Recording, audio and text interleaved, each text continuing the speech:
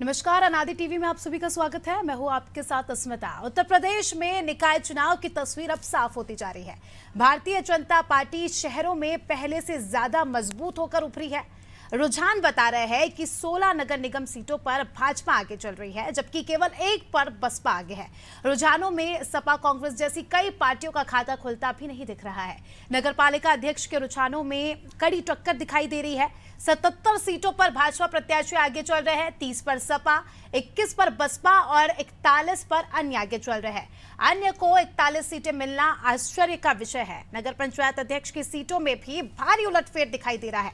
भाजपा 117 सीटों पर आगे चल रही है, तो इतनी ही सीटों पर अन्य दल भी आगे चल रहे हैं। समाजवादी पार्टी 62 और बहुजन समाज पार्टी 31 सीटों पर आगे चल रही है। कुल मिलाकर शहरों और नगरों में बीजेपी जो है मजबूत दिखाई दे रही है, लेकिन ग्रामीण क्षेत्रों में अन्य ने जिस तरह बढ़त बनाई है वो कई सवाल खड़ा करता है। आइए यूपी के जो है रुझानों पर चर्चा करते हैं।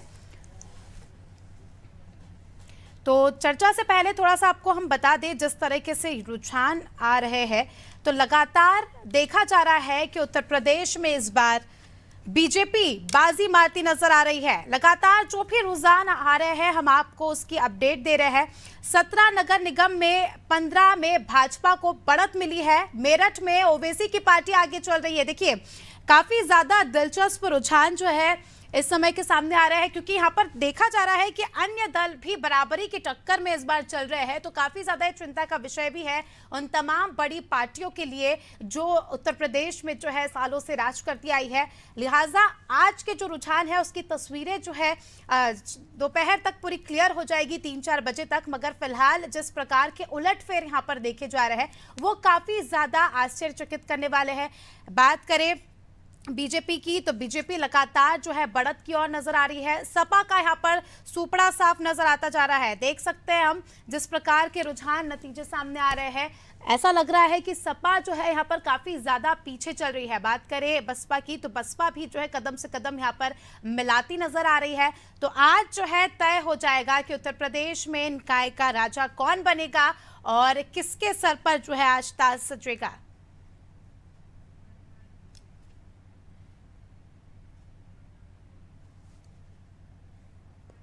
चलिए, इसी के साथ हमारे साथ बीजेपी से अश्विनी साय जी जुड़ चुके हैं। अश्विनी जी, क्या कहेंगे आप? लगातार आपकी पार्टी जो है बढ़त की ओर बढ़ रही है। जी, आपको साधुवाद और हमारे पूरे प्रदेश के मतदाताओं को साधुवाद। उत्तर प्रदेश में पुनः नगर निगमों पर भारतीय जनता पार्टी का एक छत्र राज्य होने जा रहा है। समाजवादी पार्टी खत्म है, एक सीट आगरा की है जहां पर बहुजन समाज पार्टी का प्रत्याशी आगे चल रहा है। मेरठ में जो आपने बताया वो पुरानी न्यूज हो गई है, उसको अपडेट कर लीजिए। मेरठ में भारतीय जनता पार्टी की प्रत्याशी आगे चल रही है जी। तीसरी तरफ लगभग 544 सीटें नगर पालिकाओं की हैं, उसमें 200 से ऊपर सीटों पर भारतीय जनता पार्टी आगे चल रही है। 199 नगर परिषद की सीटों में लगभग हम 100 सीटों पर आगे चल रहे हैं। तो आज कुल मिलाकर ये उत्तर प्रदेश में जो संभावनाएं थी, माननीय योगी आदित्यनाथ जी का नेतृत्व, कुशल सुशासन, उद्योगों में यहाँ पर जो है भारी जो अभी 35 लाख करोड़ का निवेश होने की बात थी, उसके अलावा जो उद्योग बढ़े हैं, गुंडों का सफाया, ये बुलडोजर की बात, ये सब जनता के मन में ये घर कर गया है और उसी के प्रति जनता ने विश्वास दिखाया है। जो हमारे नारे को चरितार्थ कर रहा है, सबका साथ, सबका विकास और सबका विश्वास, इस नारे पर चलते हुए जनता ने वापस हमको आशीर्वाद दिया है और फिर से एक तरफा नगर निगम के सभी मेयर की सीट लगभग जो है, एक आगरा को छोड़ दे तो हम जीतने की तरफ आगे बढ़ा। जी, चलिए, हमारे साथ और भी मेहमान जुड़ चुके हैं। हमारे साथ विनय मिश्रा जी जुड़ चुके हैं कांग्रेस से, साथ ही गौरव चाचरा जी हमारे साथ सपा से जुड़ चुके हैं। आप सभी का बहुत बहुत स्वागत है।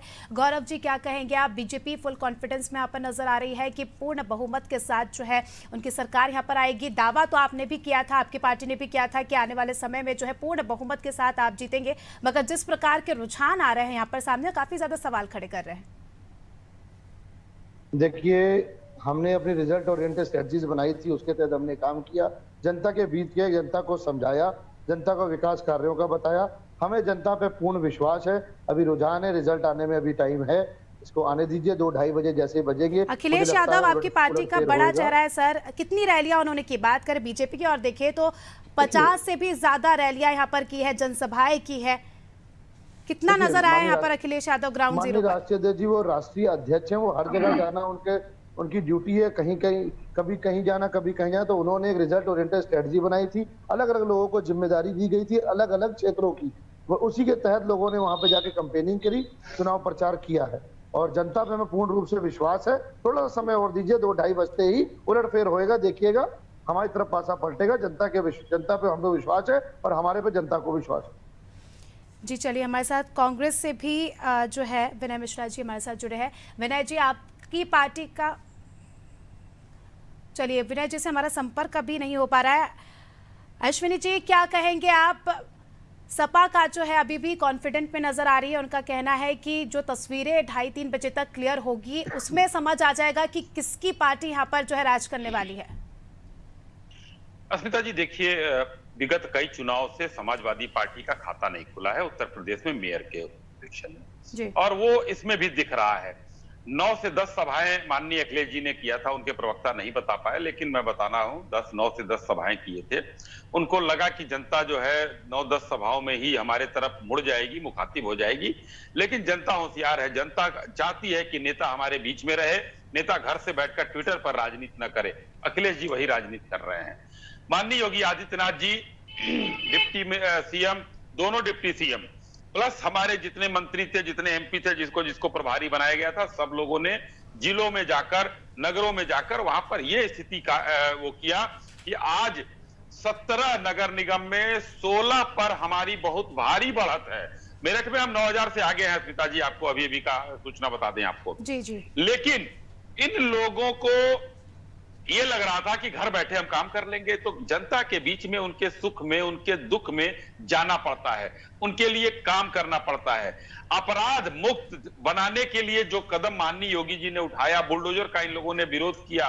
इन लोगों ने, अभी देखिए अखिलेश जी का एक बयान आ गया, एक माफिया जो भाग रही है, पुलिस से छिप रही है, उसको अगर पुलिस ने माफिया घोषित किया है, उस पर भी प्रश्न चिन्ह लगा दिया इन्होंने। तो इनका एक है कि 1 डिस्ट्रिक्ट 1 माफिया इनका स्ट्रगल है, और 1 डिस्ट्रिक्ट 1 प्रोडक्ट योगी आदित्यनाथ जी का है। तो दोनों में अंतर साफ दिखता है।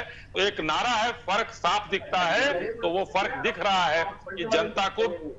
जी अश्विनी जी, यहाँ पर देखा ये भी जा रहा है कि ग्रामीण क्षेत्रों में आपकी पार्टी की जो है बढ़त कम नजर आ रही है, तो क्या वजह है इसके पीछे?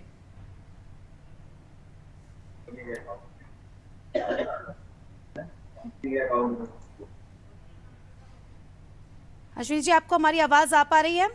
जी आ रही, मेरे से सवाल था। ग्रामीण क्षेत्रों में जो है बीजेपी की यहाँ पर बढ़त कम नजर आ रही है, तो उसके पीछे की क्या वजह है? नहीं, ग्रामीण क्षेत्रों में हमारी कोई कम नहीं है। 544 में 204 से ऊपर सीटों पर हमारी बढ़त है, और नगर पंचायतों, वो नगर पालिका में 199 में 100 से ऊपर हमारी बढ़त है। तो एक अच्छी बढ़त लेकर पार्टी चल रही है। ग्रामीण क्षेत्र और शहरी क्षेत्र दोनों क्षेत्रों में जनता ने भारतीय जनता पार्टी पर भरोसा किया है, और अभी तो रुझान मान लीजिए अभी और आगे आंकड़े बढ़ेंगे। हम 50% से ऊपर करके चल रहे हैं। तो अभी फिलहाल इसको थोड़ा देर, 1-1.5 घंटे का समय और दीजिए, और उसके बाद पिक्चर एकदम क्लियर हो जाएगी कि भारतीय जनता पार्टी ग्रामीण क्षेत्र में भी आगे है और नगरीय क्षेत्रों में भी आगे है। क्योंकि हमने पूरे चलिए कांग्रेस से हमारे साथ जो है जुड़ चुके हैं विनय मिश्रा जी। विनय जी, आप क्या कहेंगे? आपकी पार्टी का तो पूरी तरीके से सुपड़ा साफ यहाँ पर नजर आ रहा है। देखिए, सबसे पहले तो मैं धन्यवाद देना चाहता हूँ कर्नाटक की जनता को, जिन्होंने हमारी पार्टी को पूर्ण बहुमत की सरकार दी है। यूपी की बात चल रही है यहाँ पर सर, यूपी में तो पूरा सुपड़ा साफ नजर आ रहा है। आज खाली यूपी की बात नहीं चलेगी, आज कर्नाटक की बात भी चलेगी। वो भी कर लेंगे, अभी फिलहाल हम यूपी तक ही सीमित रहते हैं। चलिए, अब बात आप यूपी की है, तो यूपी में अभी भी जनता राम मंदिर, धर्म और हिंदू मुद्दे से आगे बढ़ नहीं पाई है, या यूं कह लीजिए कि भारतीय जनता पार्टी के पास इन मुद्दों के अलावा और कुछ था ही नहीं। चलिए, कोई बात नहीं, जनता को भी इन मुद्दों पर कब तक देखते हैं ये ठगेंगे, और जनता भी कब तक इन पर टिकी रहेगी आगे वक्त बताएगा। कहीं ना कहीं कहा जा रहा है कि आपकी पार्टी के कोई भी बड़े नेता, कोई भी बड़ा चेहरा यहाँ पर नहीं आया चुनाव प्रचार के दौरान, तो कहीं ना कहीं ये फैक्टर नहीं लगता आपको कि जनता आपकी तरफ इंटरेस्ट नहीं दिखा रही है? नहीं नहीं, बिल्कुल भी ऐसा नहीं है। आप देखिए उत्तर प्रदेश में हमारी पार्टी अभी भी बहुत दूर है। जनता अभी इन्हीं क्षेत्रीय पार्टियों को अपना बहुमत दे रही है। एक दिन ऐसा आएगा कि जनता हमें फिर से चुनेगी। वो दिन कब जनता आएगा? जनार्दन होती है। कोशिश क्या की गई? आप बस इतना बता दीजिए कि क्या कुछ कोशिश की गई? आपकी पार्टी के कोई भी बड़े नेता यहाँ पर नहीं आए। बात करें प्रियंका गांधी की, तो आना चाहिए था उन्हें यहाँ पे। जनता के सामने आप आओगे तभी तो जनता को समझ आएगा ना कि हाँ, हमारा नेता है हमारे साथ। देखिए, आपको ये तो पता ही है कि कर्नाटक में भी चुनाव चल रहे थे। अब पार्टी के बड़े नेता अगर कर्नाटक में, मुख्यमंत्री योगी आदित्यनाथ भी गए थे कर्नाटक। लगे हुए थे। नहीं, मुख्यमंत्री आदित्यनाथ योगी, अरे भाई वो यूपी के मुख्यमंत्री, वो अगर वहां चले गए गेस्ट के रूप में, लेकिन पूरी तरह से वो यूपी पर ध्यान दे रहे हैं ना। हमें तो पूरा प्रदेश नहीं, पूरा देश देखना है। प्रियंका गांधी भी तो प्रभारी है ना उत्तर प्रदेश की। सर, बात तो वही है। जनता में तो कहीं ना कहीं नाराजगी देखने को मिलेगी। जो नेता उनसे मिलने नहीं आ रहा, जनसभा संबोधित नहीं कर रहा, लोगों के बीच ग्राउंड जीरो पर नहीं जा रहा, उससे कैसे जनता जो है उम्मीद लगा सकती है? और कैसे आप फिर ये कह सकते हैं कि हमारी पार्टी जो आने वाले समय में यहाँ पर आएगी? क्या रणनीति आपने बनाई थी? जी, ये नगर निगम का चुनाव है। नगर निगम का चुनाव आपने देखा कि प्रियंका गांधी जी विधानसभा, जी जी,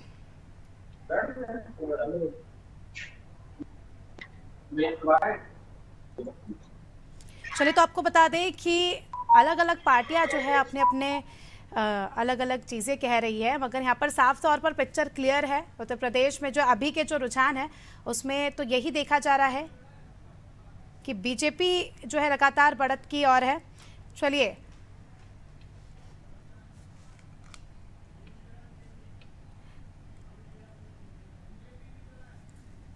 अश्विनी जी, आप कुछ कह रहे थे, आप कुछ जवाब देना चाह रहे थे, क्या कहेंगे आप? जी, मैं ये कह रहा था कि अभी देखिए, हमारे कांग्रेस के साथी ने सीधा यहां से कर्नाटक पहुंचाया। अच्छी बात है, कर्नाटक की जनता ने रुझानों में आपको अभी ये लग रहा है कि रुझानों में आप आगे हैं। अच्छी बात है, लोकतंत्र है। अगर हमें जो है वहां हार भी मिलती है, जनता हमको नकार नहीं रही है, हम भी 70-75 सीट से आगे हैं। अभी बहुत सी ऐसी सीटें हैं अस्मिता जी जो 100 के मार्जिन से कम हैं, आगे पीछे 100 से कम मार्जिन है अभी। तो हम लोग जो है कुछ चीजों में अभी वेट करना ही वहां कर्नाटक में भी जरूरी है, मगर जनता हमको एक्सेप्ट करती है या नहीं करती है, दोनों हो सकता है, हमको दोनों स्वीकार है। मगर उत्तर प्रदेश की बात हम कांग्रेस के प्रवक्ता से आप कर रही थी।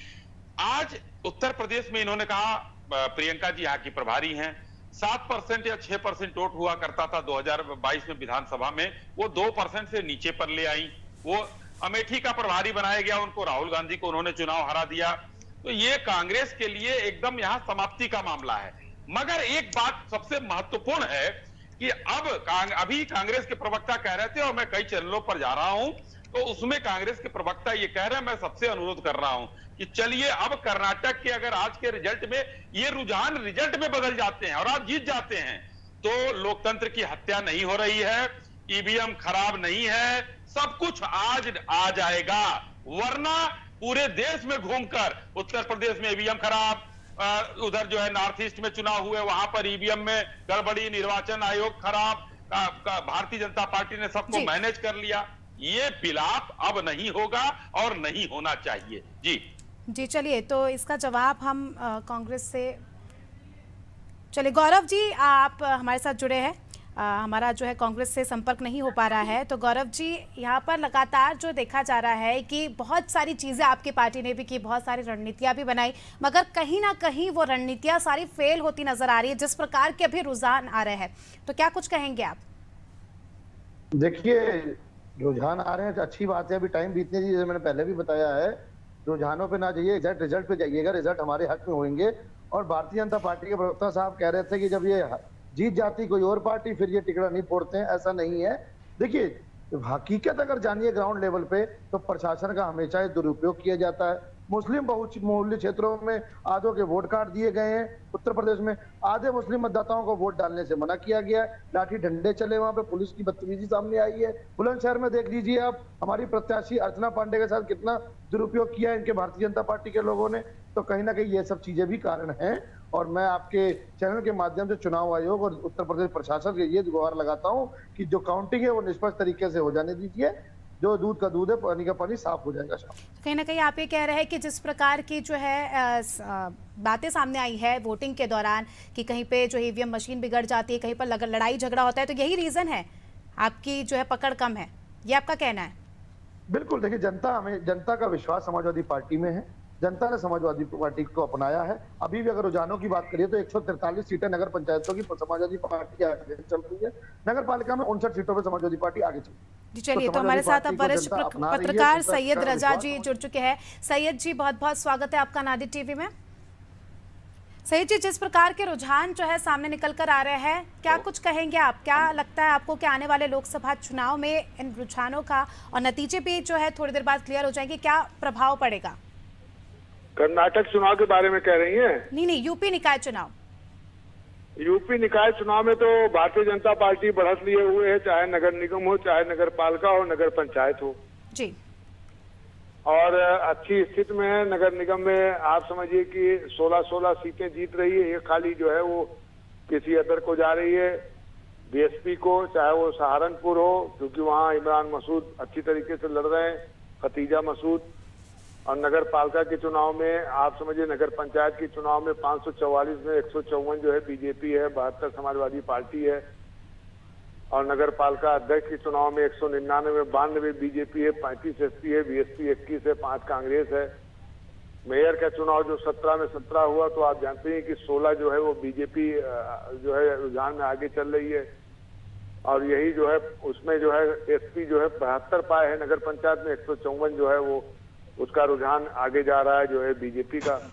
तो हर चाहे नगर पंचायत हो चाहे उसमें बीजेपी ही आगे चल रही है जी। तो और इससे लगता है कि जो योगी आदित्यनाथ जी जो कैंपेन किया था और पूरे घूम घूम के और हर मंडल पे वो गए हैं और कहीं तो कई बार भी गए हैं, तो उससे बहुत अच्छा जो है असर रहा है उसका। और ये पूरा चुनाव हमें लगता है उत्तर प्रदेश का समाजवादी पार्टी और जो है वो भारतीय जनता पार्टी, ये मुख्य रूप से प्रथम पर जो है भारतीय जनता पार्टी और सेकंड पे जो है सपा रही है। और यही हाल जाकर के लोकसभा के चुनाव में भी रहेगा।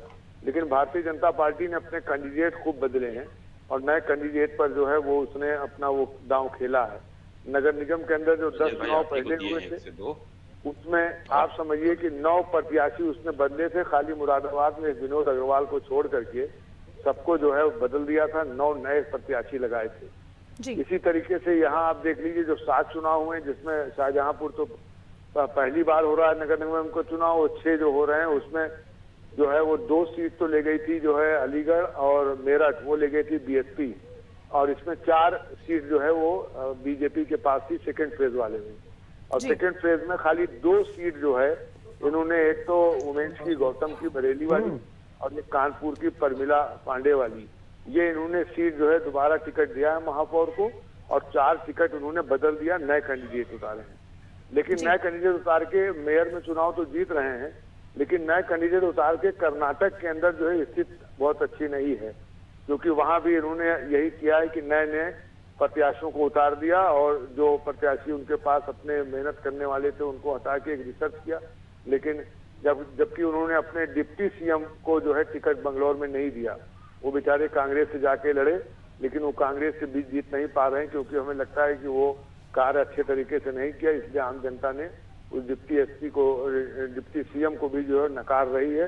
लेकिन अभी तो फाइनल कुछ है नहीं, अभी तो ये रुझान है वहाँ का कर्नाटक का। फाइनल में क्या होता है, जीतते हारते हैं।